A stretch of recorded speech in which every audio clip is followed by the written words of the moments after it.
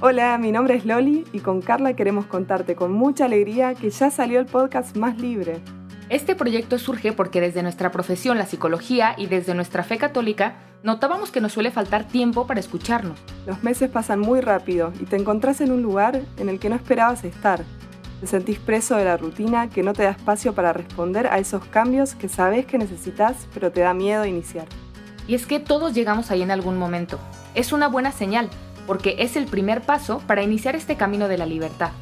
Queremos acompañarte y ser parte de tu proceso. Te dejaremos el link del primer episodio en show notes de este podcast. Podrás escucharlo en tu plataforma favorita. ¡Un fuerte abrazo! No manipular a la iglesia para llevarla a lo que nosotros queremos que diga, sino decir nosotros lo que la iglesia está enseñando. Pues hola, bienvenidos a La Conjura de los Tibios. Yo soy Marta Sánchez, estoy aquí con José Miguel y nos va a presentar a nuestro primer invitado en este podcast que pues es para ustedes, para hablar de temas de la iglesia y de toda esta, en este mundo tan incierto como esta certidumbre que podemos tener. Entonces, preséntanos a nuestro primer invitado. Hola Marta, buenas noches. Bueno, pues hoy nos acompaña un personaje que es bien conocido por todos en Juan Diego Network.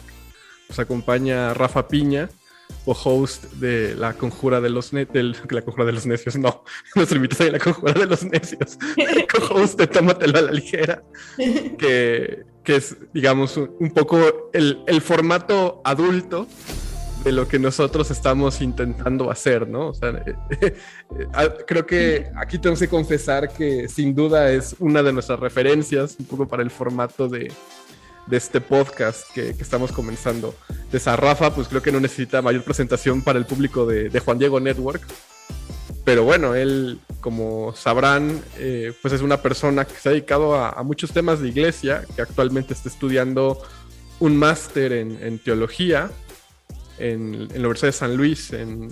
Bueno, ¿cómo se llama la universidad, Rafa? ¿Puedes saber el nombre de tu universidad? Es un centro institucional dominico que se llama Aquinas Institute of Theology en San Luis, Missouri. En San Luis, Missouri, sí. Sí, y que pues se ha dedicado a muchas cuestiones de divulgación de la fe, de apologética, ahora de teología, y que tiene una trayectoria amplia ya en medios católicos. Entonces, Rafa, pues gracias por haber aceptado la invitación. Es un honor que nos acompañes y que de alguna forma pues estés en este primer capítulo que consideramos en ti en particular y pensamos en tu figura, porque creo que muchas veces es complicado encontrar el binomio que tú tienes, o sea, como esta claridad comunicativa y a su vez una claridad en temas teológicos complejos. O sea, creo que eso es un genio en los medios católicos que es poco frecuente, que es esa habilidad también para poder comunicar cuestiones que pueden parecer muy complejas y que creo que eso ha generado pues que tus programas, tus proyectos tengan una gran audiencia y una gran aceptación.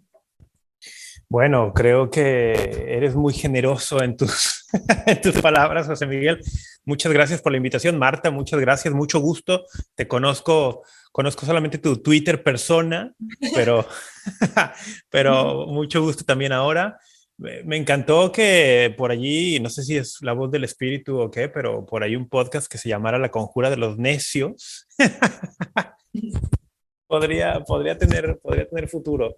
Yo encantado de estar con ustedes en La Conjura de los Tibios y pues vamos a ver qué sale de aquí. Sí, bueno, ya en el teaser nuestra audiencia ya supo por qué nos llamamos La Conjura de los Tibios, que es digamos, como esta reformulación del título de la novela de John Kennedy Toole, que en español también es un tema complicado de traducir, ¿no? Porque en inglés es A Confederacy of Dunces, que en español quedó como La Conjura de los Necios, pero que bueno, será muy complicado hacer una traducción literal de A Confederacy of Dunces en español, ¿no? Pero bueno, ese es un poquito el contexto, y si quieren pues vamos entrando en materia. En esta primera temporada, lo que hemos pensado Marta y yo, es sobre todo hacer una aproximación, un acercamiento, digamos así, un close-up a la importancia del seguimiento y de la fidelidad al magisterio frente a toda la incertidumbre que actualmente vivimos, ¿no? Marta y yo, que nos movemos mucho en el mundo tuitero, Rafa un poco menos, pero también ahí está presente, pues vemos todas estas malcomprensiones, distorsiones, exageraciones, muchas veces con mala intención para golpear, ¿no? Y que esto, pues por falta de criterio, de discernimiento, genera también problemas, digamos, de cara a la unidad de la iglesia, ¿no?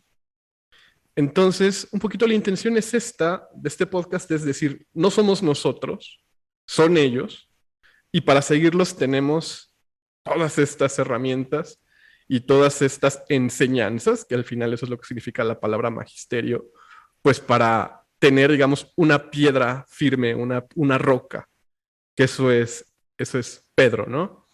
Entonces, quizás por ahí podríamos ir comenzando, ¿no? Marta, no sé si tú quieras agregar algo.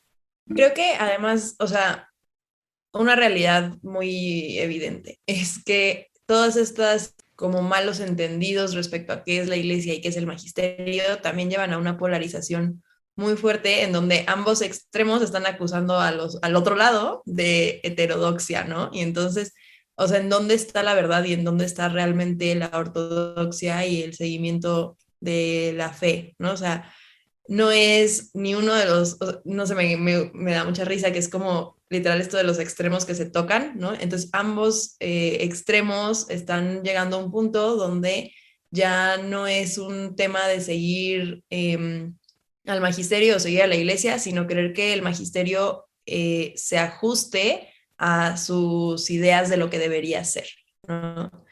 Entonces, creo que es súper importante poder como reorientar nuestra mirada hacia ver que, pues, el magisterio está ahí, es muy claro, y nosotros lo que tenemos que hacer es, pues, conocerlo, entenderlo y seguirlo, no adecuarlo a lo que nosotros queremos que sea, ¿no? Sí, muchachos, ustedes creo que están tocando les digo muchachos porque, bueno, tengo unos cuantos más años que ustedes, y los veo jóvenes, aunque llenos de sabiduría. Este tema del magisterio es muy, muy mal entendido. Fuera del mundo católico, en el mundo cristiano no católico no se diga, pero lo que es trágico es que dentro del mundo católico, ¿no? Ad intra de la misma iglesia, poco entendido. Y lo trágico es que no es algo tan difícil de entender. O sea, el tema es, si uno dijera, no, bueno, necesitas una tesis de doctorado para poder entender. No.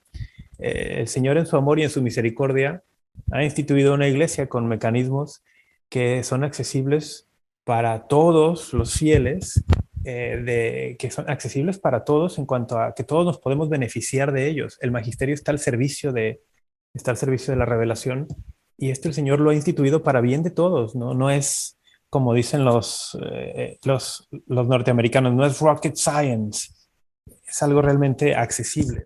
Y eso lo hace más trágico todavía, que algo tan básico se distorsione tanto para perjuicio de muchos, ¿no? Claro, como que queremos estarle buscando tres pies al gato cuando está todo muy sencillo ahí, ¿no? Y es un regalo. Justo ayer hablaba con un sacerdote amigo mío y él decía, es que al final de cuentas, todo lo que es la iglesia es el regalo de Dios de sí mismo, el don de sí mismo entregado por nosotros, y eso está en la iglesia y solo en la iglesia lo podemos encontrar, ¿no? Pero esto, claro que nos lleva a preguntarnos, bueno, entonces, si solo podemos encontrar este regalo de sí mismo de Dios en la iglesia, ¿qué es la iglesia? Pregunta compleja. A mí, esta pregunta eclesiológica complejísima, me gusta siempre responderla desde una de las definiciones más divulgadas del Concilio Vaticano, ¿no? La que está en la Lumen Gentium, que define a la iglesia como el pueblo de Dios que camina en la historia.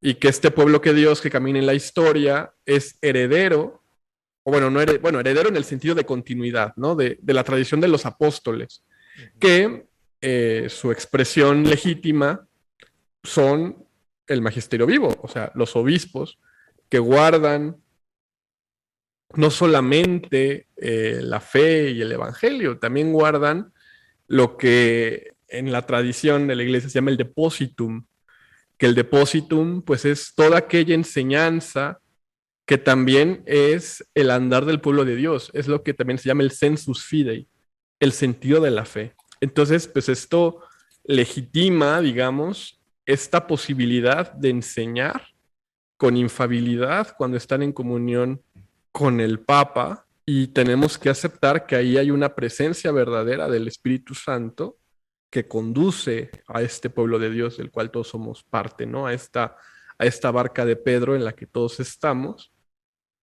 y que no está siendo, digamos, conducida por nuestras propias fuerzas ni por nuestros propios méritos, sino que es la gracia, el don, como tú bien lo has dicho, Marta, que nos garantiza, digamos, esa serenidad de saber que estamos en la dirección correcta.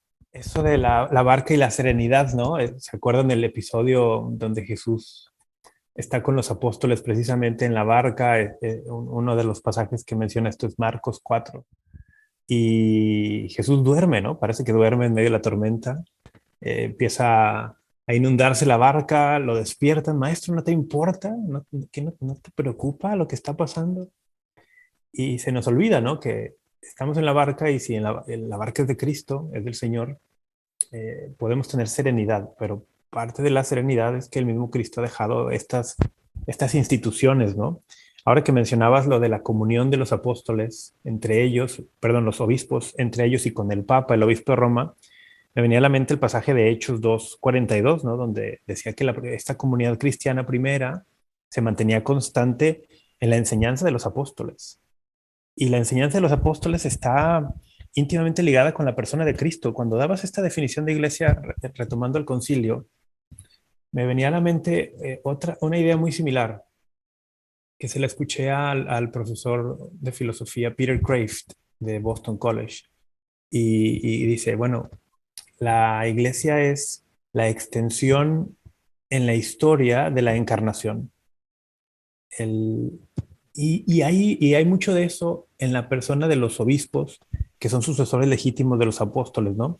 Porque el Señor en un pasaje que encuentra paralelo en Mateo, en Marcos y en Lucas, por ejemplo, en Mateo, después del discurso llamado discurso apostólico, es Mateo 10:40, les dice a los discípulos, ¿no?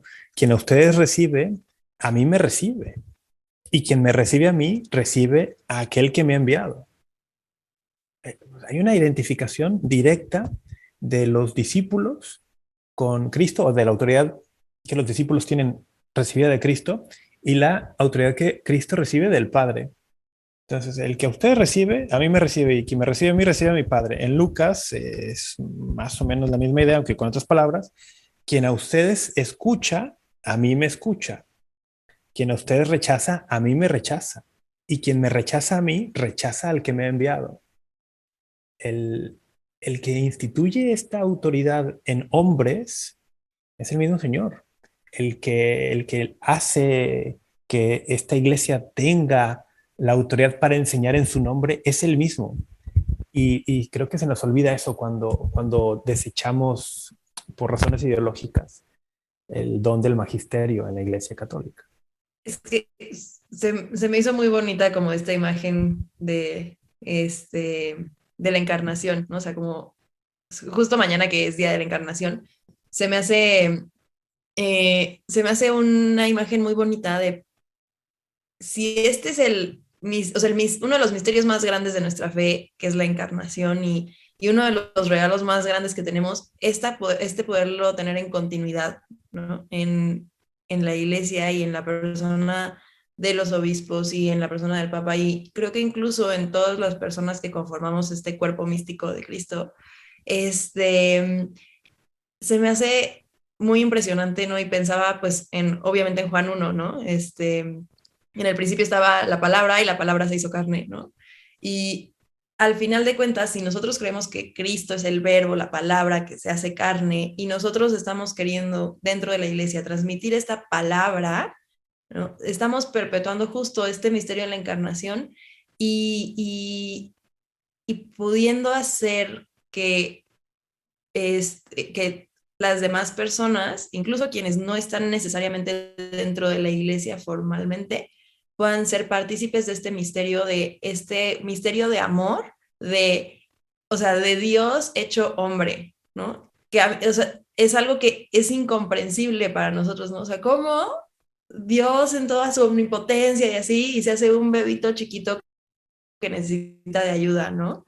Y cómo también Dios increíble, enorme, inmenso, incomprensible para nuestro cerebro pequeñito, se, se simplifica en las enseñanzas del magisterio, ¿no? Y se hace accesible, como decías, a todos, accesible a quien quiere acercarse y a quien está dispuesto a recibirlo, incluso accesible a quienes no tienen este corazón abierto, ¿no? Porque a veces hasta personas que no quisieran recibirlo se sienten, o sea, tienen este llamado, ¿no? Entonces, me parece que es un misterio importantísimo estas realidades inmensas y enormes que no podemos comprender, hechas sencillas para que podamos acceder a ellas. Y aquí me parece, Marta, que aparece esta cuestión dual en unidad, que eso creo que es una analogía cristológica muy bonita que también se vive en la iglesia, de que hay una realidad, digámoslo, espiritual, trascendental, mística, y una realidad histórica encarnada. Entonces también la iglesia responde a este mismo misterio de la encarnación y su condición está en una parte espiritual divina, pero también en una parte humana. O sea, la iglesia, así como el evangelio y por ende el magisterio, digamos, no solamente nos enseña las verdades de Dios, también nos enseña las verdades sobre el hombre. Por eso a mí me encanta el número 1 de la Mater et Magistra de Juan 23, que lo voy a citar. Dice este número 1 de esta encíclica, que es muy recomendable. Ojalá le podamos dar una leída. Dice Juan 23, dice: Madre y maestra de pueblos, la Iglesia Católica fue fundada como tal por Jesucristo, para que en el transcurso de los siglos encontraran su salvación con la plenitud de una vida más excelente, todos cuanto habían de entrar en el seno de aquella y recibir su abrazo. A esta iglesia, columna y fundamento de la verdad, 1 Timoteo 3:15, confió su divino fundador una doble misión: la de engendrar hijos para sí y la de educarlos y dirigirlos, velando con maternal solicitud por la vida de los individuos y de los pueblos, cuya superior dignidad miró siempre la iglesia con el máximo respeto y la defendió con la mayor vigilancia. Entonces es precioso, ¿no? O sea, esta figura que recupera Juan 23 de la 1 de Timoteo, de columna y fundamento de la verdad, pues nos muestra que la iglesia es no solamente voluntad de Cristo, es medio de salvación. Y que si nos ponemos en un sentido estricto, es el único. O sea, por eso los que se salvan por ignorancia absoluta, se salvan por la iglesia. Cualquiera que se salva, ¿no? El que se salva de cualquier... El que se salva donde sea que se salva por Cristo y por la iglesia, efectivamente. Esta cita que cita, la Mater Magistra de 1 Timoteo 3:15, me encanta, porque las palabras previas a esto, San Pablo le está diciendo a Timoteo: mira, te escribo esto para que si tardo en ir a ti, sepas cómo dirigirte en la iglesia, que es la casa del Dios vivo, columna y fundamento de la verdad. Entonces, por ejemplo, aquí tenemos otra figura de esto de qué es la iglesia. Es la casa del Dios vivo. Y cuando tú llevas este pasaje, la casa del Dios vivo, que en el Antiguo Testamento tiene muchos ecos, pero tú lo llevas, por ejemplo, a Mateo 16:18, de 18 al 20, donde el Señor en el encuentro con Simón le dice: Simón, tú ahora serás Pedro, y sobre esta piedra que eres tú edificaré mi iglesia. Entonces, cuando tú ves que San Pablo llama a la iglesia la casa del Dios vivo en 1 Timoteo, y luego vas a Mateo 16 y te das cuenta que el Dios vivo, Jesucristo, está edificando la iglesia sobre la roca de Pedro, es decir, está edificando su propia casa.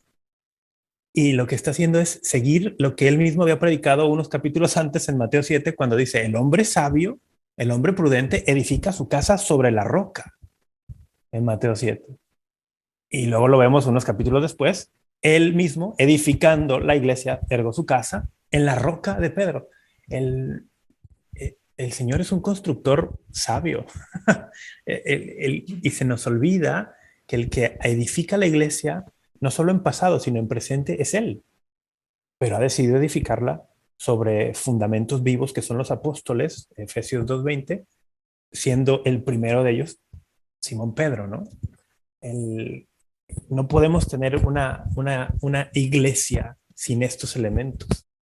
Y aquí yo agregaría, o sea, que este cimiento no es, digamos, un capricho del espíritu. O sea, no es la idea de que el espíritu aleatoriamente decida arbitrariamente cómo va a dirigirse. O sea, que esta decisión es una cuestión providente, plenamente providente. Entonces, que esto garantiza un pastor, un pueblo. Que esto creo que es la gran diferencia que puede haber, por ejemplo, en la Iglesia Católica, Apostólica, con otras denominaciones cristianas. O sea, ¿quién es el pastor? ¿Y por qué es el pastor?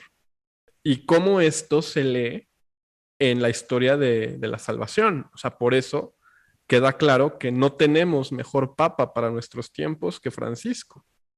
No hay mejor magisterio para nuestros tiempos que el magisterio vivo que actualmente tenemos y que es, digamos, ese pan y esa brújula que necesita la barca de Pedro, porque el capitán, digamos, no es directamente Pedro. Él simplemente es un medio, ¿no? O sea, hace poquito en Twitter será la polémica sobre el título de vicario de Cristo, ¿no? O sea, como si vicario de Cristo fuera una especie como de título nobiliario, ¿no? Cuando más bien es una cuestión de servicio. Es asumir, dar este fiat también a la responsabilidad de conducir al pueblo de Dios a pesar de los pesares. Porque esta responsabilidad recae sobre un humano. Y quizás aquí podemos hacer la siguiente pregunta, ¿no? ¿Sí, Marta? Como el título que también es un título que se le da al Papa, ¿no? El Servum Servorum Dei, ¿no? Es claro. El siervo de los siervos de Dios, no es un título nobiliario, es el servidor de los servidores, ¿no? Hace poquito les ponía a mis alumnos un videíto que encontré sobre la jerarquía de la iglesia y decía que la jerarquía de la iglesia es la única en donde o sea, como que el que debería ser el pico de la jerarquía, ¿no? Es el que debería ser, es el que sirve a todos, ¿no? Entonces el Papa sirve a todos y los obispos sirven a sus, o sea, pues a los de sus diócesis, y luego los párrocos sirven a los de sus parroquias, y ya luego están los laicos, ¿no? Entonces se me hizo una expresión muy bonita de decir... Y los laicos servimos al mundo, sobre todo al mundo de los no creyentes. ¿O tendríamos que? Sí, deberíamos, ¿no? Que a veces tal vez no lo hacemos tanto, ¿no? Pero este sentido del Servum Servorum Dei se me hace bien padre, porque entonces ya no estamos viendo al Papa como solamente, o sea, no es solamente una autoridad que viene de que pues, es el Papa, ¿no? Es una autoridad que viene de que es el que sirve a todos. Y entonces desde ese servicio, desde ese amor a todos, pues puede hablar, ¿no? Pero ibas a hacer una pregunta, Miguel. Sí, la pregunta que les iba a hacer, o sea, es que, porque yo un poquito la respondimos, ¿no? Pero, ¿quién es Pedro entonces?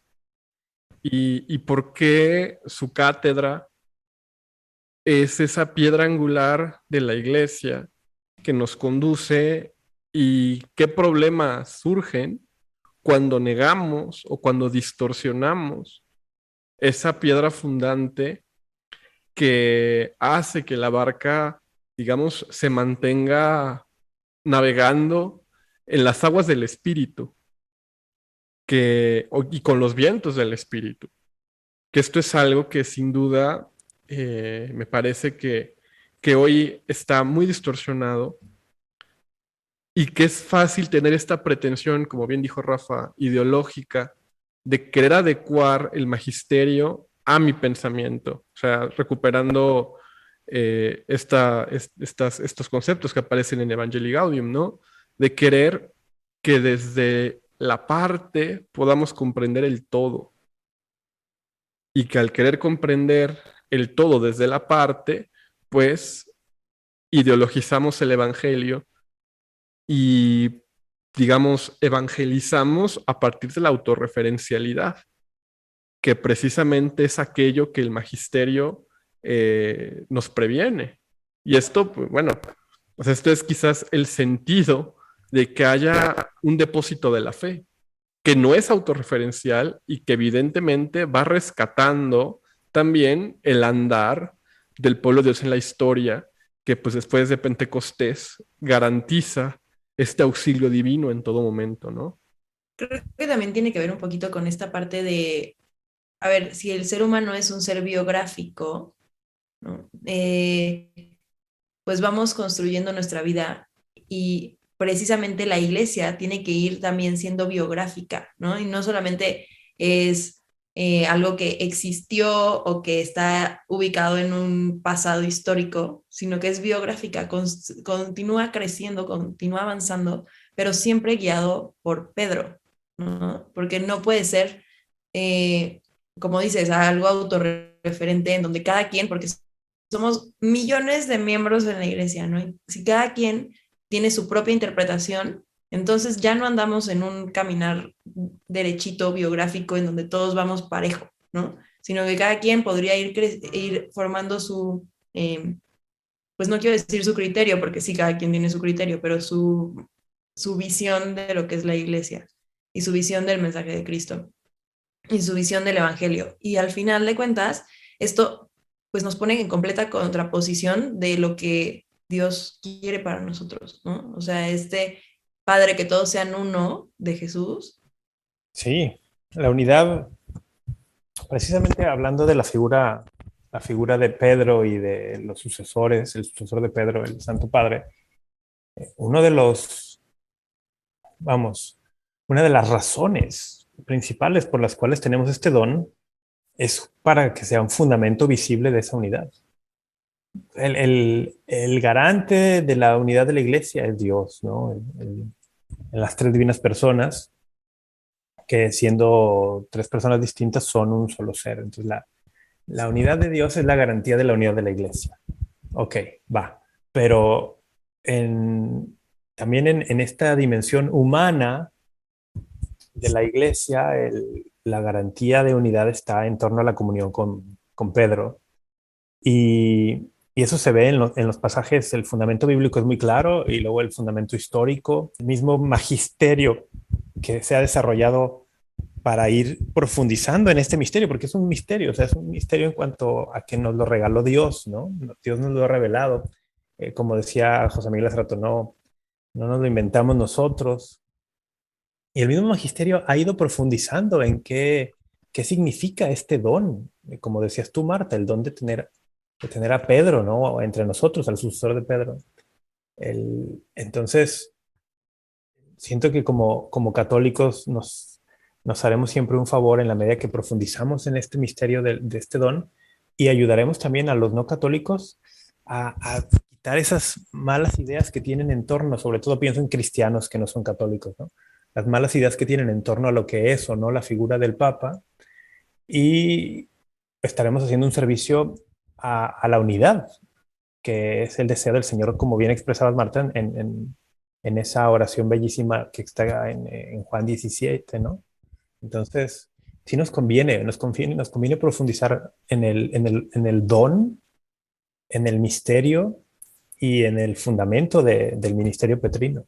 Y que es algo curioso, o sea, porque se dan cuenta, hoy se apela mucho a la tradición, a Trento, digamos, a lo conservador, para golpear a la verdadera tradición de los apóstoles, que es la tradición más añeja y única que hay en la Iglesia Católica. O sea, cómo a partir desde estas ideas modernas de autorreferencialidad se rechaza ese principio de unidad perenne, podríamos llamarlo, que fundamenta el andar de la Iglesia.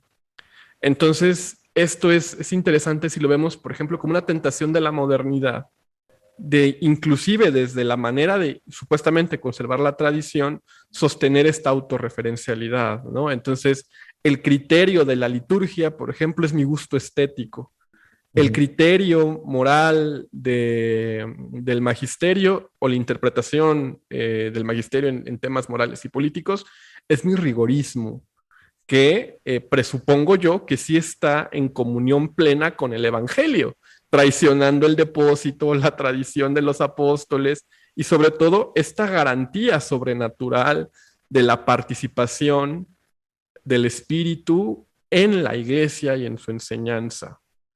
Entonces, a mí me preocupa, por ejemplo, cómo cuando leemos o comenzamos a leer la iglesia o la cotidianidad de la iglesia con categorías políticas que se pueden aplicar para la realidad nacional o para un partido político, pero no para la barca de Pedro, pues nos lleva a pensar que la iglesia está también, digamos, abandonada en el devenir de la historia humana y que pues se tiene que reformar en este sentido político digamos, con batalla cultural adentro de la iglesia para que se encauce a partir de mi autorreferencialidad. Es un poco, creo que lo dices muy bien, es muy moderno, en el sentido del modernismo, ¿no? Es muy moderno y esto de la batalla cultural, ahora que estoy en Estados Unidos, vamos, cuando estaba en México, sí tenía mucho contacto con Estados Unidos y seguía muy de cerca la iglesia de Estados Unidos, y entonces ya vislumbraba toda la influencia que la iglesia en Estados Unidos tiene en el mundo por una especie de imperialismo cultural, ¿no? Pero ahora que estoy acá, veo realmente como por qué la iglesia norteamericana es como es. Y esta idea del modernismo, hay unas cosas muy modernas. La batalla cultural es prácticamente una forma de decir, la iglesia tiene que justificar su existencia en la arena pública y no hay otra forma de hacerlo más que con la batalla cultural. Cuando de entrada tendríamos que estar muy claros que dices, no, la iglesia no tiene por qué justificar su existencia en la arena pública. Los cristianos hemos de dar testimonio de Cristo, pero no es lo mismo que estar buscando justificar nuestro derecho a sentarnos en la misma mesa y poder... No, eso es una idea muy moderna. Y es reducir a la iglesia a las categorías precisamente políticas. Y eso es una gran pérdida porque reduce. Pero, perdón, que estoy pensando en la referencia a Estados Unidos, pero es que no puedo dejar de verlo, ¿no? En Estados Unidos el sentido de iglesia que se tiene por todo el milieu, todo el ambiente donde el catolicismo ha tenido que sobrevivir o abrirse camino entre un mare magnum protestante y luego con la influencia que Estados Unidos tiene en el mundo, no deja de impactarnos, ¿no? Creo que a mí me impacta mucho ahorita que decías lo del imperialismo cultural, porque justo en la mañana, para pues estar más preparada, estaba releyendo un poquito de un libro de eclesiología que se llama Cristo amó a su iglesia, y hay una parte casi al principio, casi en la introducción, en donde habla mucho de cómo, o sea, como que empieza a hablar tantito de cuestiones históricas, ¿no? Y habla de cómo en el marco, o sea, a un nivel político y jurídico o sea, sí, pues que la iglesia tenía mucho que ver en cuanto a los imperios antiguos, ¿no? Y entonces habla un poquito del Imperio Romano, pero después se enfoca mucho, por ejemplo, en la bula Unam Sanctam, que es cuando Felipe el Hermoso, ¿no? Y todavía estamos hablando de el Sacro Imperio Romano, ¿no? Y habla como de cómo había personas que desde entonces ya, o sea, querían como mezclar lo que era la iglesia realmente, que no tiene una potestad necesariamente política, con lo político y jurídico, ¿no? Entonces se me hace muy curioso porque justo estamos hablando de que esto es una tentación muy modernista, ¿no? El querer poner a la iglesia en este campo, pero al mismo tiempo también lo hemos podido ver en otros imperios, ¿no? O sea, por decirlo así, ahorita es un imperialismo cultural, pero en otros imperios ya había esta como querer justificar que la iglesia, como dices, que estuviera en la arena pública, ¿no? Y cuál era su relevancia política y jurídica. Y creo que es algo muy humano porque o sea, somos seres humanos que no podemos visualizar lo eterno, lo infinito, ¿no? Entonces, queremos reducir todo a lo que podemos ver, a lo temporal, a lo político, a lo jurídico, a lo cultural, porque eso es lo que tenemos visible, pero creo que sí es algo que se exacerba muchísimo con el modernismo, en donde tendemos a meter todo en categorías muy rígidas, ¿no? Entonces, o eres conservador, o eres liberal, o eres progresista, pero, o sea, el modernismo no nos permite como hacer o sea, sacarnos de estas categorías rígidas y ver que algo puede existir fuera de estas definiciones que queremos dar propiamente nosotros, ¿no? Y que además es una cuestión dualista, porque justamente si se dan cuenta lo que sucede es que se rompe este vínculo fundamental entre lo divino y lo humano. Entonces, por un lado va lo humano y por otro lado va lo divino. Entonces, podemos buscar una iglesia gnóstica en Christus Vivit. Sí, es en Christus Vivit donde está esta disertación sobre los riesgos del pelagianismo y del gnosticismo, ¿no? Sí, es en Christus Vivit, no recuerdo. Sí, neognosticismo, neopelagianismo, sí. Pero ven que es el punto, ¿no? O sea, cuando vamos a esta lectura dualista y pugnamos por esta iglesia espiritual desarraigada, que digamos adora las cenizas y no al fuego vivo, corremos el riesgo de pensar o de aspirar a la iglesia de los sabios, de los formados, de los letrados, del rigorismo formal, ¿no? Y por otro lado, si olvidamos este vínculo de participación de lo divino en lo humano, pues podemos creer en la iglesia pelagiana, que vuelve a la iglesia una especie de ONG y al papa de un líder carismático con ideas buenas que de alguna manera conducen a una Grey, ¿no? Pero al final, que se dan cuenta, la consecuencia es la misma, es secularizar el misterio de la iglesia. ¿Por qué? Porque en la visión gnóstica se seculariza a partir de decir, bueno, la iglesia está en otra parte y entonces tenemos que sustituir su función pública con la batalla cultural. Entonces tenemos que tomar los medios políticos para que la iglesia tenga su lugar correcto y adecuado. ¿Y de quién va a ser el mérito? Pues no de la gracia, no del espíritu, sino de los católicos no tibios, aguerridos, que con sus propias fuerzas y sus armas le dieron el poder a la iglesia otra vez, restauraron el papel central de la iglesia.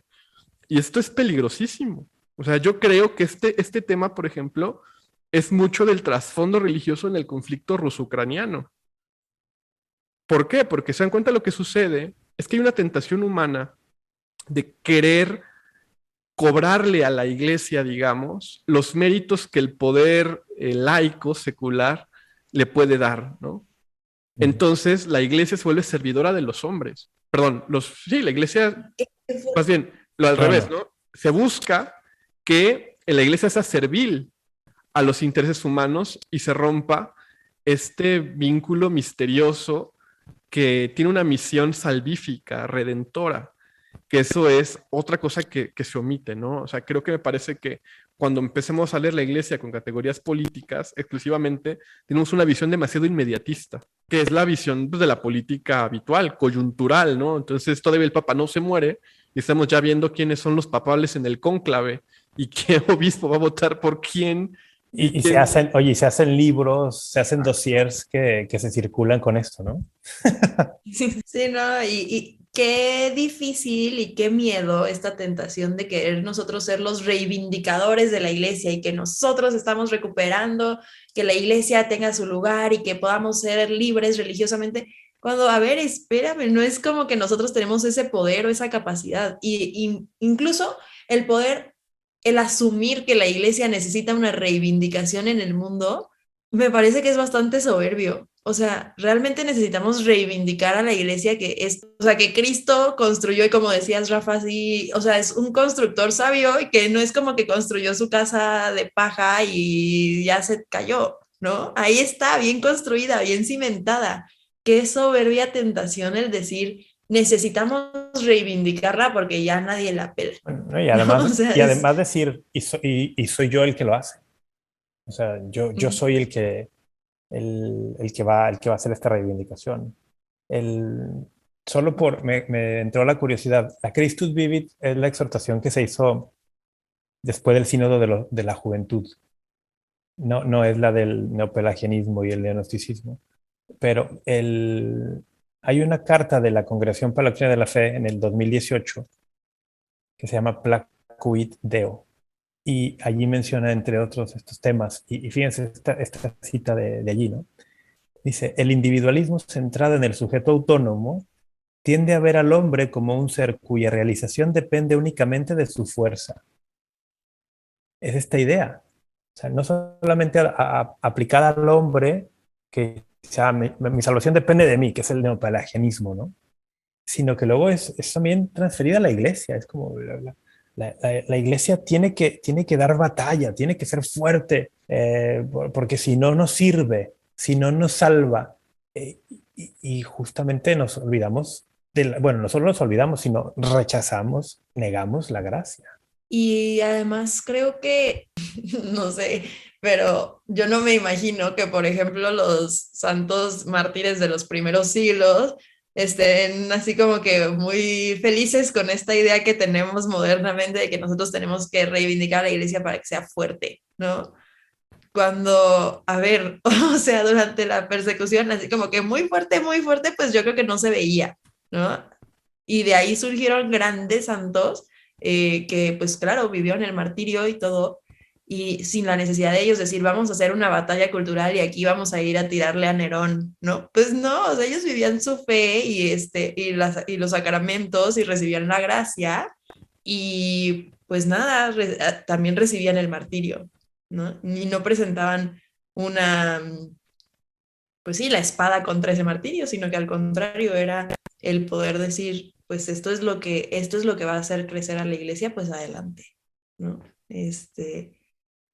Y más allá de un sentido de, bueno, vamos a hacerle la lucha a los romanos, pues no es como que, o sea, estoy pensando, por ejemplo, en Santa Inés o Santa Bárbara o Santa Cecilia, no sé, estoy pensando en puras santas mujeres, pero pues ni modo, pero ninguna de ellas se paraba a hacerle la batalla cultural a los prefectos de sus provincias o incluso al emperador, ¿no?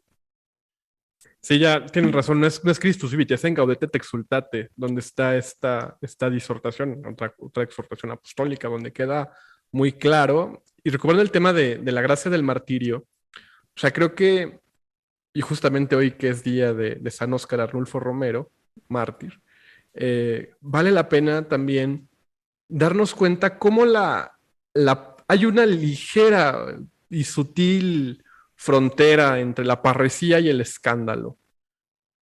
Y es, quizás, me parece, que la parresía siempre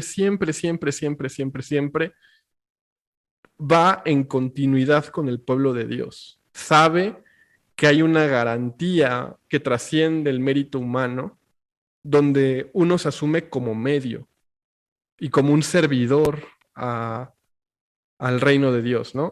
Y que el escándalo, que se puede confundir con digamos, mesianismo, es cuando uno cree de una manera muy pelagiana que, digamos, la revolución, la reforma viene por mi fuerza, por mi mérito, por mi actuar en la historia, por más loable que pudiera ser el medio que estoy buscando, el fin que estoy buscando, ¿no?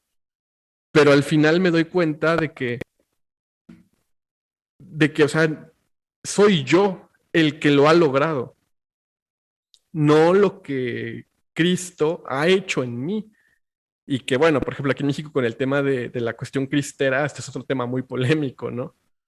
Porque habría que ver hasta dónde hubo parresía o hasta dónde hubo, pues, este pelagianismo reivindicador que, leído en una clave política, claro que tiene sentido, ¿no?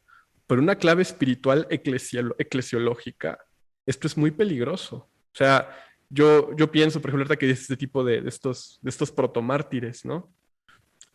Está el caso de San Lorenzo Asado, ¿no? O sea, San Lorenzo con esa parresía de que estar siendo martirizado sobre una parrilla, le pide al verdugo que lo voltee para que se hace bien del otro lado, ¿no? Entonces, no sé si han visto algunas representaciones iconográficas de San Lorenzo, trae su parrillita al lado, ¿no? y es ese, voy a decirlo así, ese santo descaro de subirse a la cruz y de asumir esta vocación y esta misión donde uno es medio y donde uno, digamos, se hace chiquito de frente a la gran obra en la que uno no es sino un elemento más, como decía Santa Teresita de Lisieux, a lo mejor a uno le toca ser un fondo blanco, insignificante en la obra, y otro toca ser un gran mártir. Pero el punto está en cumplir esta vocación particular que cada uno tiene para la iglesia, y que en el caso, por ejemplo, de los obispos y del papa, pues son vocaciones muy particulares y muy santas que requieren del cobijo y del auxilio del pueblo de Dios para llegar a su plenitud. O sea, esto es, me parece, el sentido de la sinodalidad en el contexto de Iglesia en Salida. O sea, entender que es necesaria esta convergencia y esta comunión para caminar en la historia con un sentido más pleno de la fe de Cristo y que se encarna y se manifiesta particularmente en cada uno de nosotros a partir de nuestros talentos, pero que no son nuestro mérito y no son para nuestra gloria, son para gloria de Él, ¿no? Entonces, a mí hoy me llama la atención como, por ejemplo, tenemos muchos medios católicos, tenemos mucha gente haciendo cosas similares a las que nosotros hacemos, pero que la figura del influencer católico tiende a ponerse en el foco y a distraer las miradas donde tendrían que estar verdaderamente las miradas. Entonces hoy es más fácil meterte a YouTube o seguir al influencer sedevacantista de moda que ir al magisterio o leer el magisterio con las anteojeras que estos pues influencers, no se me ocurre otra palabra, de alguna manera han propiciado, ¿no? Sí, sí, realmente el fenómeno del Internet y lo que el Internet le está haciendo al mundo para bien y para mal es un fenómeno interesante, ¿no? Me gustó mucho, José Miguel, que hablaras de sinodalidad, porque de lo contrario, alguien que solamente escuchara nuestra primera parte de la conversación podría creer que estamos advocando por una especie de clericalismo, ¿no? De, obispos, papa y el fundamento, el magisterio. Pero es que nunca hay que perder de vista que el magisterio está al servicio de la revelación y que, como decíamos, el culmen de la autoridad de la iglesia es el servicio, pero que la iglesia no solamente es que seamos todos, sino que el caminar de la iglesia realmente lo tenemos que hacer juntos, todos, jerarquía, laicos. Luego, escuchando a Marta también y a ti sobre los mártires, cómo cada quien debe discernir el lugar que el Espíritu no solo el lugar, sino el camino que el Espíritu le está pidiendo recorrer o la vocación que el Espíritu nos da, pues es en imitación a Cristo, es hacernos pequeños. El Señor se hizo pequeño, se abajó, ¿no? Para asumir nuestra naturaleza. Y cuando escuchaba esto de ustedes, me vino a la mente este pasaje que es uno de mis favoritos en la carta a los Hebreos, en Hebreos 2, 14 y 15, nos dice que el Señor nos libera de Satanás y de la muerte y del miedo a la muerte, porque dice precisamente que el miedo a la muerte es el instrumento que Satanás utiliza para esclavizarnos y que el Señor nos libera de ese miedo dejándose matar. O sea, el Señor le quita el poder a Satanás, poder sobre la muerte, asumiendo su propia muerte. Creo que muchas veces en estos influencers católicos de moda, en la batalla cultural de moda, lo que manifestamos o lo que manifiestan muchos de los que promueven esto es como este miedo a morir, el miedo a la muerte. Y entonces es dar patadas de desesperación, como si de alguna forma la supervivencia de la iglesia dependiera de mis esfuerzos. Y son muy dados a estar con los números, y es que está bajando el número de cristianos no sé dónde, y que miedo a la muerte. Y el miedo a la muerte lo utiliza Satanás para esclavizarnos. ¿Cómo enfrentamos los cristianos el miedo a la muerte? Pues ustedes lo dijeron, los mártires. ¿Cómo damos batalla a los cristianos? Dejándonos matar. Dejándonos matar antes que matar nosotros, ¿no? Se lo escuché al doctor Rodrigo Guerra muchas veces decir que San Juan Pablo II, cuando hablaba de estos temas, o corrígeme, José Miguel, si tengo mal la cita, pero estoy seguro que se lo he escuchado a Rodrigo, decía, si se va a derramar sangre en en esta interacción de la iglesia con el mundo, que sea la nuestra. No sé si se lo escuchaste alguna vez a Rodrigo, algo de esto. Sí, sí, de hecho justamente ayer sobre esto escuché una presentación de un libro de Rocco Bottiglione, maestro de Rodrigo, que él recordaba esto y él decía que cuando él conoció a Juan Pablo II, lo que le convenció de él fue decir, este hombre daría su vida por mí. Y eso es, ahorita que tocas ese tema, Rafa, es algo que digamos muy carismático de la conjura de los tibios, porque precisamente es como la paradoja que queremos mostrar, ¿no? O sea, ¿cuál es la verdadera tibieza? La del que no le teme a la muerte y es radical en su seguimiento del evangelio, del magisterio, a pesar de los pesares, o aquellos que huyen justamente con esta idea de cristianismo cultural y este temor a que la iglesia termine siendo quizás una iglesia de 4 o 5 personas otra vez en medio de la nada esperando la redención, ¿no? Y de que se tiene que medir en masa el éxito de la evangelización. Que luego adopta formas bien feas.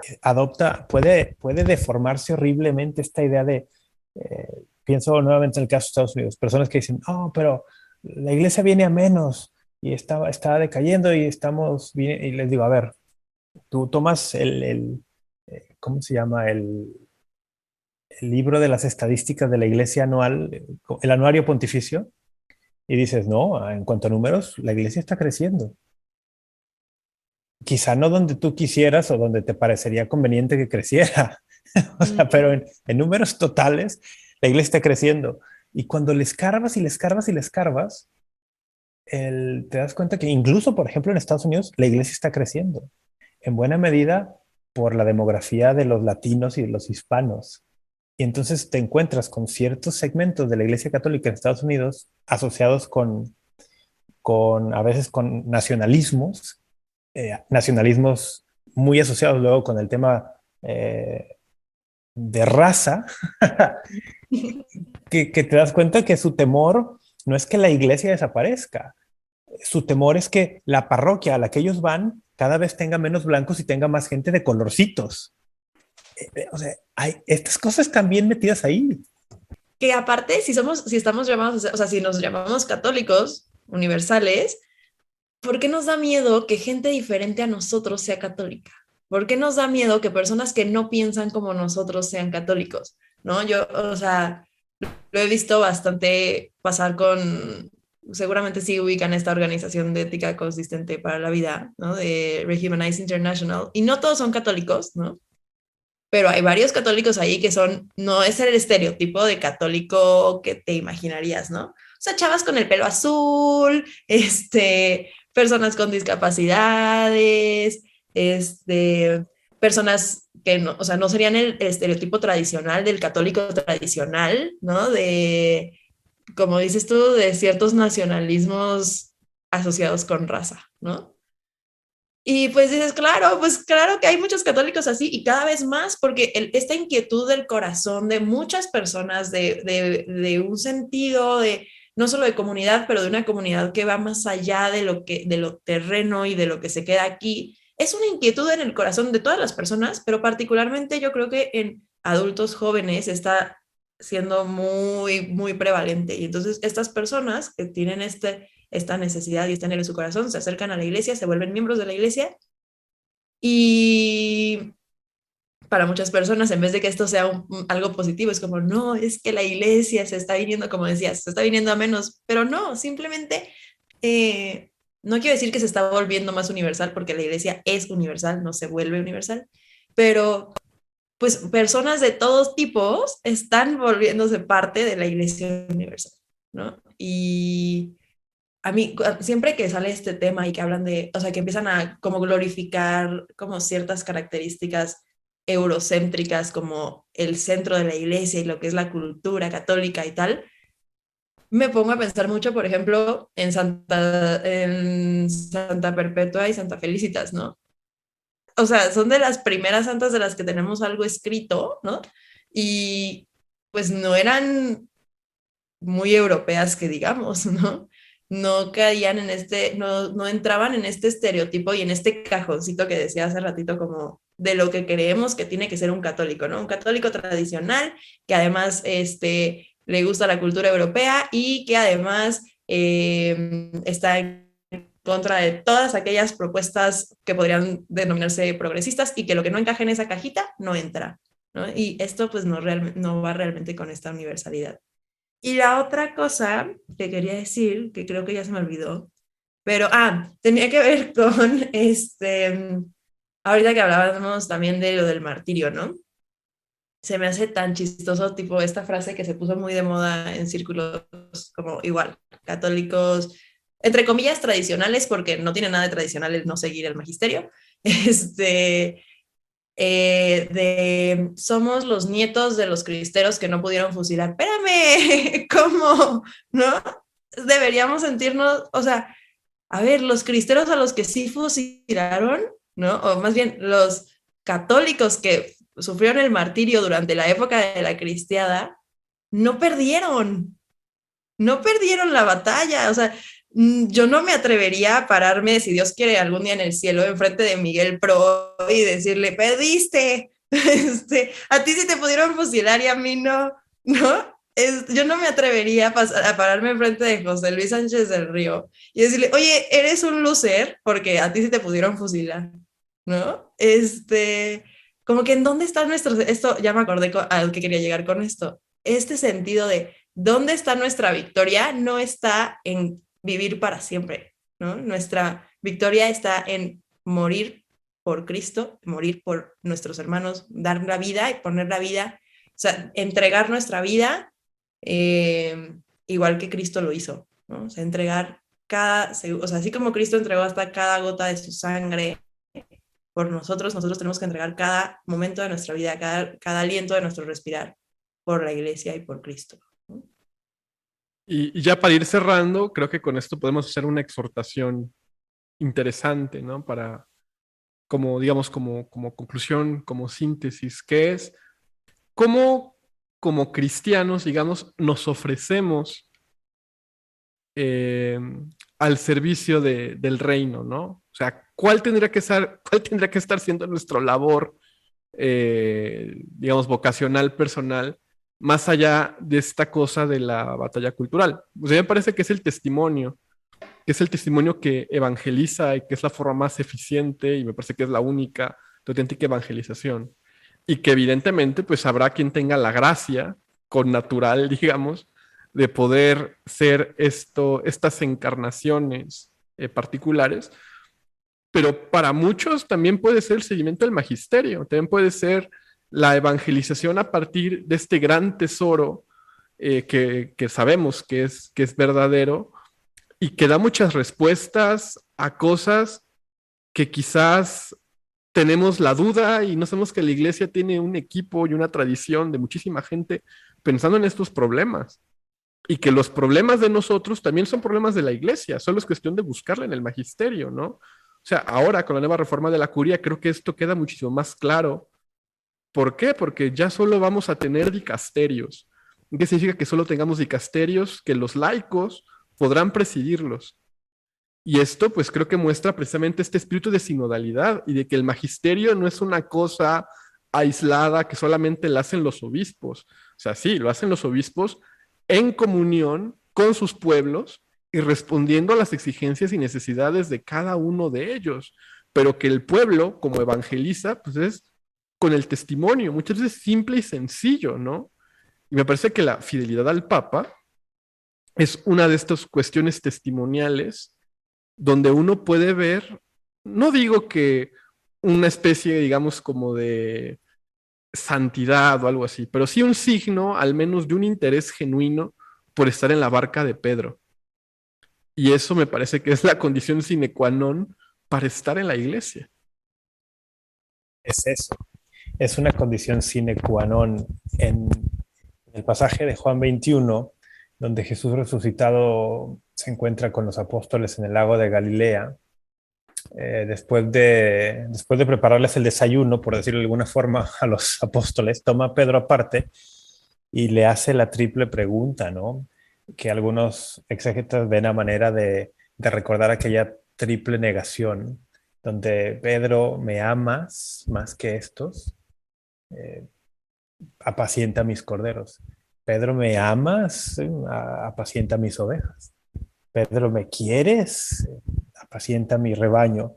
El, si tú quieres, si tú te consideras una oveja del rebaño de Cristo, te tiene que apacentar Pedro. Pedro es tu pastor. Si no te apacienta Pedro, estás en otro rebaño, porque el rebaño de Cristo claramente se lo confió a Pedro. Entonces la pregunta es, ¿quién te apacienta? ¿Quién es tu pastor? ¿A quién sigues? ¿A quién escuchas? Recordemos que una de las características del pastor es que las ovejas reconocen su voz. Bueno, si tú eres una oveja, hazte esta pregunta, ¿no? ¿Cuál es la voz que sigues? Si no estás escuchando la voz del Papa, que es Pedro en este tiempo, estás escuchando la voz de alguien más. Es la paradoja de Lutero, ¿no? Lutero dice, la iglesia no tiene la autoridad para interpretar la escritura, entonces genera un vacío de autoridad. Y cuando hay un vacío se tiene que llenar. ¿Y cómo lo llena? Lo llena él con el, con el ídolo, porque es un ídolo de la sola escritura, pero que realmente es para llenar el vacío. Él es la autoridad. Ya no es el Papa, ahora la autoridad soy yo.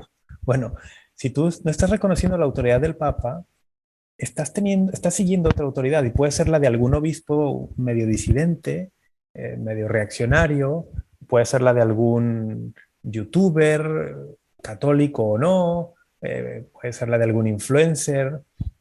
Si no estás escuchando la voz del Papa, estás siguiendo la de alguien. Entonces, ¿quién te apacienta? Si no te apacienta Pedro, no estás en el rebaño de Cristo. Y puedes racionalizarlo de la forma que quieras, ¿no? No, pero es que este Papa no es el Papa. Bueno, lo estás racionalizando. No te puedes escapar de esto. El rebaño, Cristo se lo encomendó a Pedro. Si no te está apacentando Pedro, si no estás escuchando la voz de Pedro, no estás en este rebaño. Y creo que no es tan complicado. Me encantó la forma de ponerlo.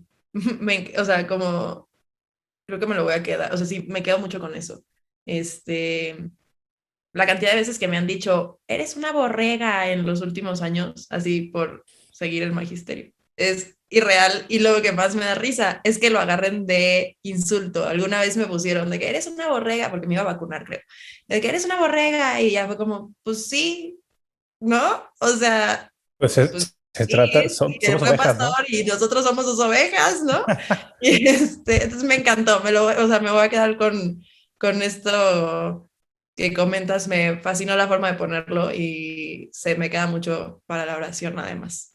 Y bueno, aquí en la conjura de los tibios tenemos una tradición que iba a comenzar, que es que al final de los programas haremos recomendaciones de libros, textos, algo, y sobre todo a nuestros invitados nos gusta darles el lugar para que nos den recomendaciones sobre estos temas. Entonces, no sé, Rafa, algo que le recomiendes a nuestra audiencia para que pueda profundizar en estos temas.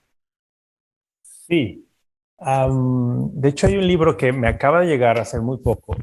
Estoy leyéndolo, pero de lo que voy leyendo me atrevo a recomendarlo. Supongo que existe en español. Es un libro de Massimo Borghesi. Creo que es el más reciente libro de Massimo Borghesi. Justamente iba a ser la misma recomendación. Hombre. En inglés se llama Catholic Discordance. O no sé dónde está el énfasis. No sé si es discordance o discordance. O sea, algo así como discordancia católica.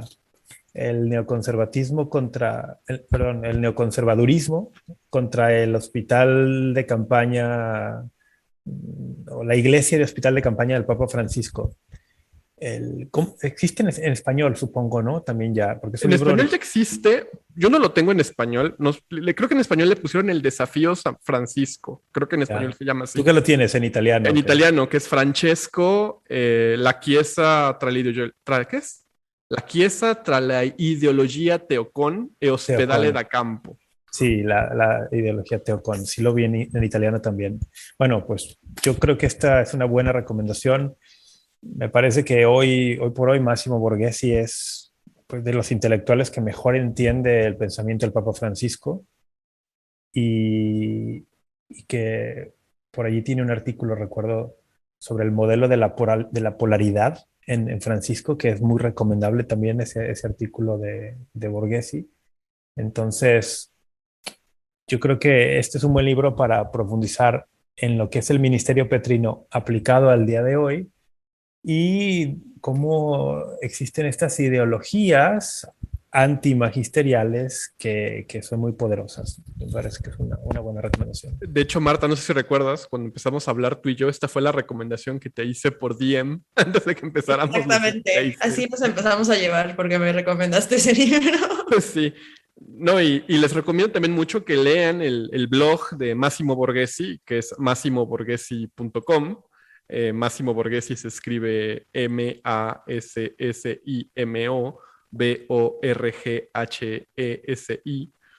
que es un filósofo italiano de Comunión y Liberación muy, muy profundo, muy avanzado, y que lástima que Massimo no habla español, pero si no sería un invitado de lujo aquí en el podcast. Sí, podría hacerle llegar la invitación. Entonces, pues muchísimas gracias, Rafa, por tu tiempo, por habernos compartido tanto. Creo que yo disfruté muchísimo grabar este podcast. Espero que para nuestra audiencia también sea algo que deje algo. O sea, y yo me quedo con esa última reflexión tuya. ¿A qué voz estamos escuchando? Y recuerdo justamente también algo que menciona Máximo, precisamente.